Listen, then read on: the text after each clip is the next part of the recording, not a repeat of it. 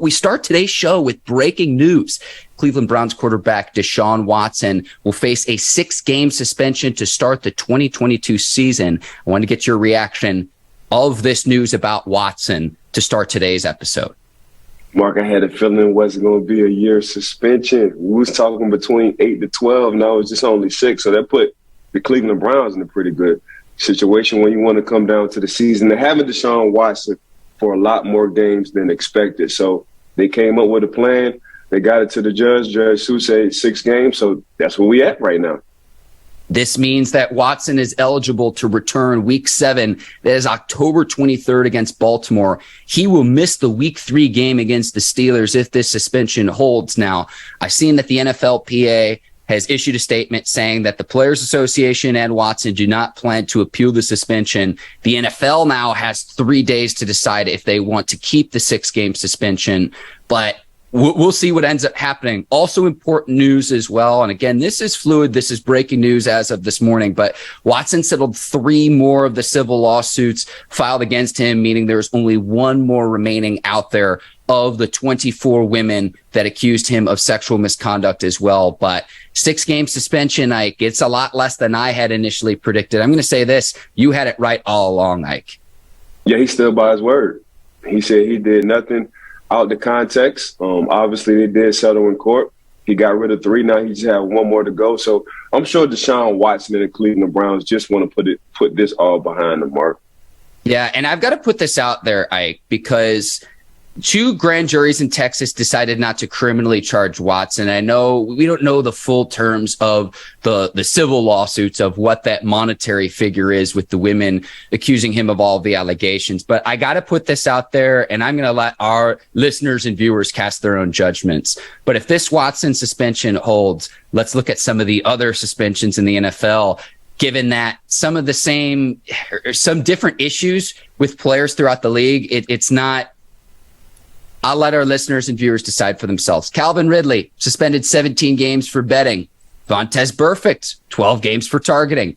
DeAndre Hopkins, 6 games for performance-enhancing drugs. Martavius Bryant, suspended indefinitely because of weed. Josh Gordon, 25-plus games for multiple substance abuse problems with weed. Darren Waller, 16 games substance abuse. And now Deshaun Watson, 6 games. There were 24 women. There were initially 25, but they had to throw one of the lawsuits out of sexual assault and looking for the right word, sexual misconduct allegations against Watson, Ike. So I want to put that out there just so people can draw their own conclusions. There's going to be a lot of discussion between now and the next 3 days if this suspension indeed and in fact holds with Watson.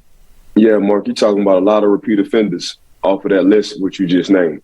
You know, Deshaun Watson isn't a repeat offender. So the guys you name, man, they've been getting in trouble for a long time, multiple times, you know, so you only get so many chances. So that's why you see, other than Calvin Ridley, but, you know, the NFL, they do not allow that betting going on. You know, they don't want no player or anybody dictating to the game. You know, they want the game to be as pure as possible. Now, other than a few other names you name, man, the Josh Gordon, the Martavius Bryant, and a few others, man, them guys were repeat offenders. So that's why the suspension was so heavy. That's a good point, Ike. And just to clarify, one of the 25 lawsuits against Watson was dropped following a judge's ruling in April 2021 that the plaintiffs needed to amend their petitions to disclose their names as well. So you'll see 24, you'll see 25 when talking about Watson. I just want to make sure we've got our facts right, Ike, when discussing this case. So we'll see. Again, he'll miss the first 6 games if this holds. Means that the Steelers will play the Browns in Week 18 of the season. And so if he's the quarterback Week 7 against Baltimore from then on, means he'll play he'll miss the first 6, but he'll play the remaining, what's my math here? Like 11 games. The 17-game season still goofs me up, but again, I agree. A lot less than I thought it would be. And I got to give you credit, Ike. You said 6 early on, and I looked at you. I remember I looked at you funny, and I was just like, there's no way. But listen, I think the NFL did do their due diligence with the judge, Sue Robinson, as well, and taking their time.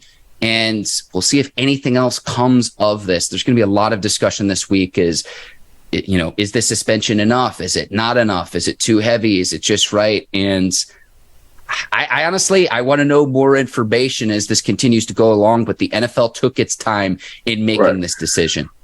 Yeah, you got to understand, Mark, you can't please everybody's opinion. And that's what I do love about the NFL. They don't let nobody dictate to what they need to do. They do their homework and they do it to a T. So when they come down to a decision, they come down to a decision based off the information they have. So they had enough information. They looked at it thoroughly.